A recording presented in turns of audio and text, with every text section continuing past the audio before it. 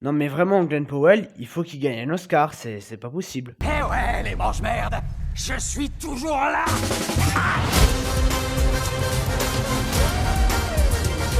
Bonjour à tous, c'est Tato Bros, et aujourd'hui, on revient pour parler de Running Man. Donc voilà, Running Man, le film de 2025. Non, je parle pas de la version, alors c'était dans les années 80, si je dis pas de conneries. Avec Arnold Schwarzenegger, hein, dans le rôle titre. D'ailleurs, c'est rigolo parce que dans cette nouvelle version, sur les billets, en fait, dans le film, parce que bon, il y a des billets d'argent, et il y a la tête de Schwarzenegger dessus. Voilà. C'est assez rigolo. C'est un petit clin d'œil au film de l'époque. Voilà. Film réalisé par Edgar Wright, qui est notamment derrière Shaun of the Dead. Parce que je sais qu'il y en a beaucoup qui l'ont vu. Oui, je sais, je fais partie des gens qui l'ont pas vu. Mais alors, c'est pas ma faute, hein. Voilà, et bon, alors vous allez me dire: «Mais comment t'as fait pour le voir? Tu dois être un mytho parce que le film il sort mercredi, gna gna gni». Non mais il y avait des avant-premières hier soir dans toute la France, hein. Donc voilà, venez pas me casser les pieds. Alors oui, je sais, je vais pas à toutes les avant-premières, hein, parce que ça me sert à rien d'aller à toutes les avant-premières. Déjà parce qu'il y a certains films que ça sert à rien d'aller se foutre à une avant-première et je vais en avant-première si déjà les horaires m'arrangent, hein, parce que j'ai un travail à côté, voilà et puis bon, j'y vais aussi, pas voir tous les films, mais ceux qui m'intéressent, ou alors si ça m'arrange d'un point de vue planning. C'est-à-dire que oui, si une semaine je peux pas faire autrement, bah, j'irai en avant-première. Mais bon, c'est vrai que depuis cette année, j'essaie d'y aller un petit peu plus. Enfin bon, tout le début d'année, j'étais pas allé. C'est vrai que là, depuis juillet, je commence à y aller un petit peu plus. Et bah, rien que cette semaine, j'y suis allé 2 fois voir des films en avant-première. Et ça va continuer parce que je pense qu'en décembre, je m'en ferai aussi. J'aime beaucoup voir les films en avance. Ça permet voilà, de vous faire les critiques tranquilles, de vous les sortir à l'avance. Comme ça, vous avez mon avis sur le film. Bon, alors oui, attention, je vais pas spoiler le film, hein. Donc c'est adapté d'une œuvre de Stephen King. Oui, vous savez, Stephen King qui a déjà eu je ne sais combien d'adaptations cette année. Voilà, bah, Running Man, Marche ou crève, Life of Chuck, The Monkey. Là, maintenant, il y a ça, Bienvenue à Derry. Je crois qu'il y en a eu une autre, mais je m'en souviens plus. Bon, enfin bon, voilà, Stephen King, c'est l'auteur le plus adapté, hein, tous ses trucs sont adaptés. Et bon, on va pas se mentir, cette année, les adaptations de Stephen King, c'est quand même entre de la merde et du bof, hein, voilà. Non, mais je sais pas, The Monkey, c'était nul, le truc du singe là. Alors ça, Bienvenue à Derry. Alors je vais être honnête avec vous, je n'ai même pas vu l'épisode 3. Voilà, non, non, mais j'ai vu les 2 premiers épisodes, puisque j'en ai fait une vidéo et depuis tout ce temps, je n'ai pas eu la force de voir l'épisode 3. Je alors je me forcerai, hein, mais voilà, c'est d'une nullité abyssale. Puis après, bon, Life of Chuck que j'ai trouvé assez moyen et bon, Marche ou crève qui était quand même pas terrible, hein, voilà, c'était très, très bof. Et ici, donc Running Man. Alors, de quoi que ça parle, Running Man? Donc on suit Ben Richards, père de famille, et sa fille de 2 ans est malade, il sait pas ce qu'elle a. Ils ont pas assez d'argent pour se payer un médecin parce que lui fait que être viré de chaque travail parce qu'il se rebelle un peu. Oui, il se rebelle parce qu'en gros, il veut protéger ses copains, hein, voilà. Enfin, ses collègues de travail et du coup, la seule là, il peut pas repousser et la seule solution qu'il a, c'est de participer à un show télévisé, voilà et bon, ben là, pas de bol, il s'est recruté sur le pire d'entre eux, à savoir Running Man, donc un jeu qui consiste à devoir survivre pendant 30 jours avec le pays entier à ses trousses. Voilà, j'ai à peine une sortie dehors peut lui coûter la vie. Donc pendant 30 jours, il doit survivre, mais surtout, tous les jours, il doit déposer, dans une boîte aux lettres, enfin, il y a des boîtes aux lettres comme ça dans tous les coins du pays. Il doit déposer, une cassette vidéo de lui qui s'est enregistré pour signaler que pour qu'il puisse continuer à toucher la récompense. Oui, parce que sinon il est traqué, mais il aura pas de récompense, hein, et donc c'est un petit peu con et donc vous vous doutez bien qu'il y aura pas que ça, qu'il y aura quelque chose de plus profond derrière que je ne vous dévoilerai pas, là, je parce que, c'est un peu du spoil, mais voilà. Et alors qu'est-ce que j'en ai pensé de ce Running Man? Putain, voilà, déjà je regrette pas du tout d'être allé au cinéma le voir parce que bon, c'est vrai que, film de Stephen King cette année, j'ai un peu regretté, mon déplacement en salle. Voilà, notamment, Marche ou crève que j'ai quand même un peu regretté d'être allé voir en salle parce que c'était pas non plus sensationnel, hein. Je m'attendais vraiment à un film, qui allait péter machin, voilà. Et d'ailleurs, il y avait plus de monde, pour Running Man que pour Marche ou crève ou d'autres, hein. Donc vraiment, il y a du monde qui sont venus. Ouais, on était plus nombreux pour Running Man que pour, Superman, c'est cool, hein. Bah, après Superman, c'est pas un film ça, c'est un foutage de gueule. Et alors, j'ai beaucoup aimé.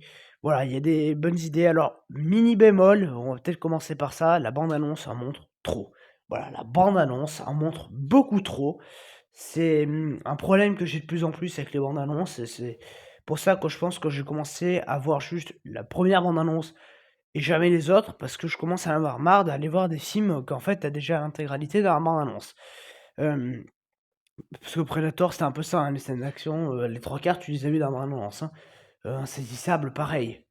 Et c'est un problème que j'ai parce que ça te spoil trop le film, en fait. Ou alors, je les regarde, mais passé 1 mois avant la sortie du film, je ne regarde plus rien. Je pense que je ferais peut-être, plus ça, parce que ça me fait quand même des vues, de faire des réactions trailers, voilà.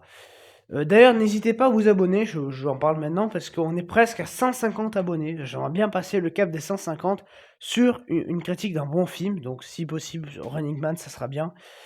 Parce qu'à mon avis, c'est pas la semaine prochaine qu'on va avoir grand-chose de fameux. Donc voilà, donc Running Man, c'est génial. En termes d'action, j'ai pris un pied monstre à suivre tout ça. Alors en plus, il faut savoir que c'est Glenn Powell lui-même qui se colle aux scènes d'action, parce qu'en fait, ça a été dit lors d'une interview, il a appelé Tom Cruise et Tom Cruise lui a expliqué comment faire les scènes d'action sans se blesser. Et donc, il a lui-même fait toutes les cascades. Et bordel, des cascades, il y en a des sacrément périlleuses. Alors, on s'en rend peut-être pas forcément compte, mais quand, quand on est habitué à avoir beaucoup de films comme moi, qu'on s'intéresse à tout ce qu'il y a derrière, à un moment, il saute d'un train à un autre. Voilà, ça a dû être un peu chaud à être fait, à un moment, il est suspendu à une corde, accroché à une façade. Bon, il y a des choses quand même, tu te rends compte que ça doit pas être super simple de le faire, parce qu'en plus, il faut le faire rapidement dans le film, parce que, plus tu restes exposé, plus on risque de te foutre une bastos dans le crâne, hein. Donc oui, non, effectivement, c'est quand même beaucoup plus compliqué. Enfin, toutes les scènes d'action sont super bien, foutues, d'un point de vue caméra, c'est lisible, c'est fluide, tu comprends tout. Voilà, puis alors, il y a même des idées de mise en scène. À un moment, il y a un plan séquence, Glenn Powell, en fait, il est dans le coffre d'une voiture pour se planquer et il y a les gens qui roulent et ils se font poursuivre. Et en fait, tu as toute une scène, en fait, où tu as la caméra avec lui dans le coffre. Ça devait être très compliqué à la caser dedans, la caméra. Donc lui, il est dans le coffre et en fait, tu par exemple, tu vois des impacts de balles qui arrivent dans le coffre, donc ça fait de la lumière, tu as la voiture qui secoue, ça prend un ralentisseur ou un truc comme ça et tu es vraiment dedans et tu as tout un plan séquence comme ça, donc c'est vraiment très, très bien foutu en termes de réalisation. Alors oui, s'il y en a qui savent toujours pas ce que c'est un plan séquence, après 1 an de vidéos YouTube, un plan séquence, c'est un plan, qui n'a pas de coupure. C'est une scène entière en un seul plan, c'est-à-dire on allume une caméra, on a fait toute une scène sans couper la caméra. Voilà. Bon et du coup, oui, il y a déjà tout ça. Le montage est très, très bon aussi. Vraiment non mais il y a vraiment des angles de caméra qui marchent super bien, que tu as pas l'habitude de voir et ça marche très, très bien. Les personnages, tu as plaisir ou au contraire pas plaisir à les suivre. Voilà, mais le personnage de Glenn Powell, waouh! Il le joue. Alors ça aussi, le jeu des acteurs, alors bon, il y en a certains, c'est pas qu'ils jouent mal, mais on va dire c'est un jeu traditionnel, quoi. Il y a rien de transcendant. Mais alors lui, waouh! Putain, Glenn Powell, vraiment, il se décarcasse, il se donne à fond. Voilà, à un moment, il est énervé dans le film. Le regard qu'il fait, mais tu as l'impression que là, le gars n'a plus d'âme. C'est-à-dire que là, tu as l'impression qu'il pourrait t'étriper un gosse, sans problème. Pareil, il arrive à te mettre de l'émotion, que ce soit du rire ou, des larmes. Enfin bon, voilà, ça confirme encore que c'est un super acteur. Ce que je dis depuis un moment, hein. Bah, rien que cette année, Chad Powers le mois dernier, c'était génial. On en a parlé début du mois, c'était fabuleux Chad Powers. Ou même, voilà, l'année dernière, il y a eu quoi? Twister, où il joue super bien dedans. Tout Sauf Toi, où il joue très bien aussi. Pour Top Gun Maverick, où il jouait très bien. Voilà, c'est vraiment un super acteur et ça me fait plaisir vraiment de voir sa carrière décoller. Alors oui, comme certains disent, c'est pas encore la star qu'il va devenir, parce que tout le monde est d'accord sur le fait qu'il va devenir une grande star. Voilà, il commence vraiment de plus en plus à s'imposer à Hollywood et vraiment, non, il joue super bien et quand on voit la génération dans laquelle il est, je suis désolé, mais en face, tu quoi? Des Timothée Chalamet qui jouent mal comme pas possible. Enfin, Timothée Chalamet, chaque film, c'est une merde. D'ailleurs, moi, je commence sincèrement à fuir les films de Chalamet, hein. Enfin bon, je me force quand même à les regarder parce que moi, ça fait un flop pour la fin d'année, quoi. Mais voilà, là, l'année prochaine, c'est quoi? Marty Suprême. Bon, enfin, ça a l'air éclaté au sous-sol, quoi. Et en plus, ça a duré 2 heures et demie. L'enfer. Voilà, mais bon, si on revient même en début d'année, Un Parfait Inconnu, c'était complètement nul à chier. Il joue mal, Chalamet. Il joue super mal. Wonka, même dans les films Dune, il joue mal, hein. Je suis désolé. Il joue mal dans tout ce qu'il fait.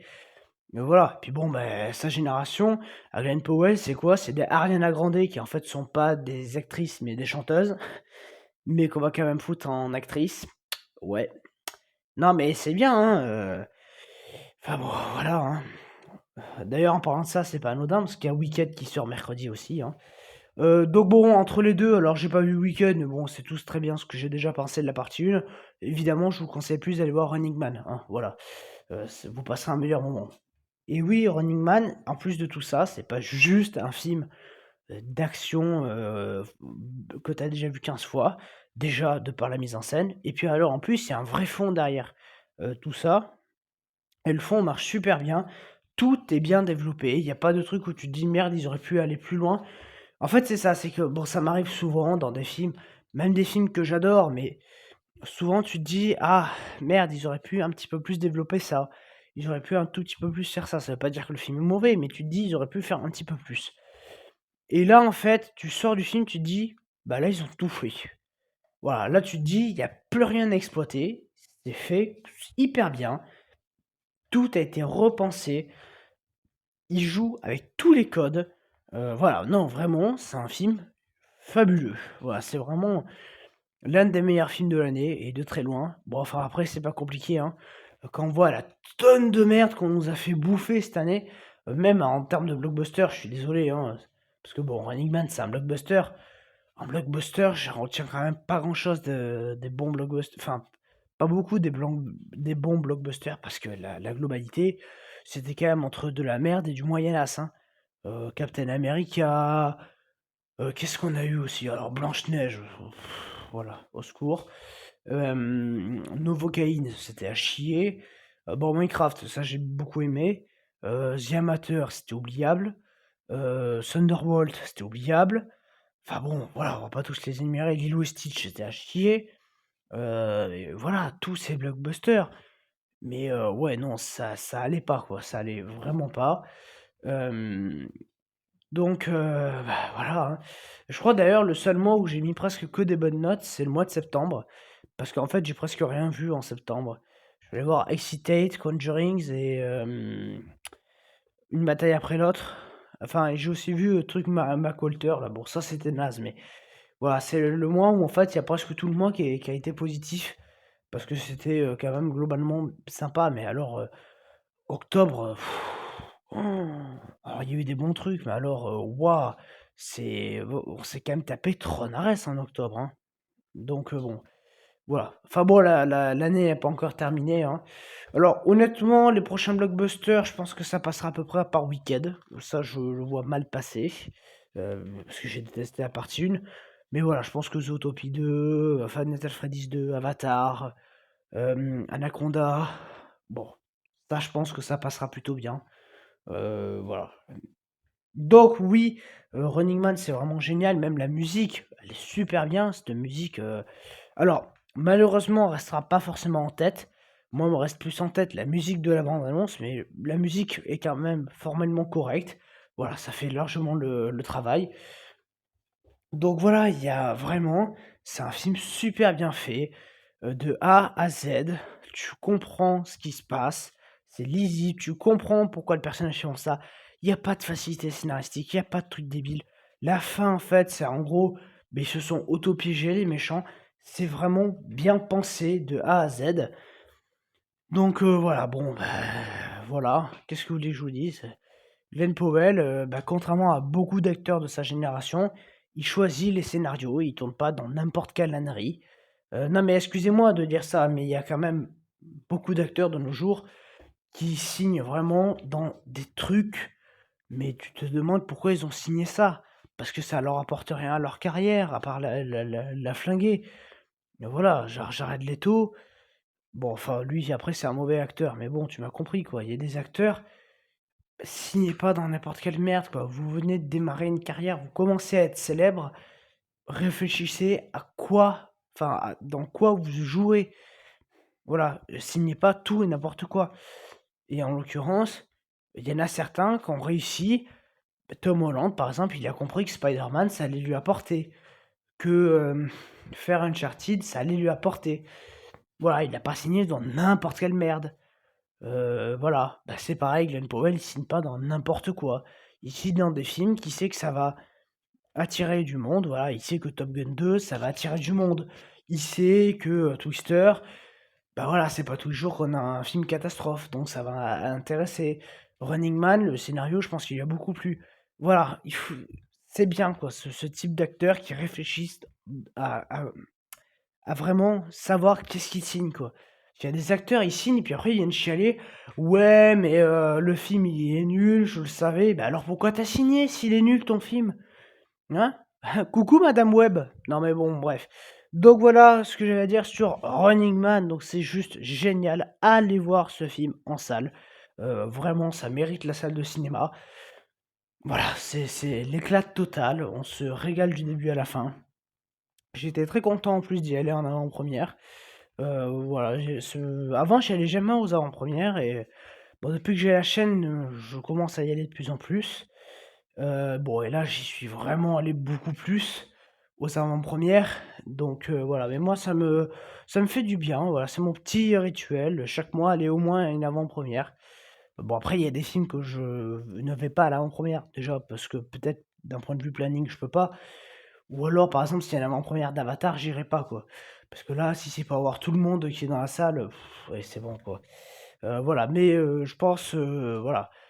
Bah, là, normalement, en décembre, je dis pas lequel, mais il y a un film que j'irai voir en avant-première. Alors, c'est pas FNAF 2. Voilà, FNAF 2. Alors, j'aimerais tellement qu'il y ait une avant-première vendredi pour aller voir FNAF 2. Mais bon, qu'est-ce que tu veux? Voilà. Et non, mais c'est pas je sais pas s'il y en aura. Voilà et donc moi, je vous dis, à très bientôt. Allez, ciao.